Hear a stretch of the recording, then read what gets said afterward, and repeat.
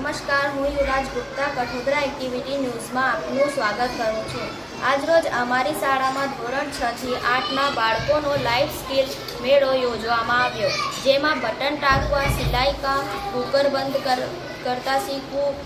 બાટલાને regulator ચડાવવું, તોરણ બનાવવું, રૂમાંથી બાટ બનાવવી, પંચર બનાવતા શીખવું, ફ્યુઝ બાંધવું, ટીકી ચોંટાડવી, mehndi design, maths puzzle, science puzzle, ધ્વજ પ્રવિધિ,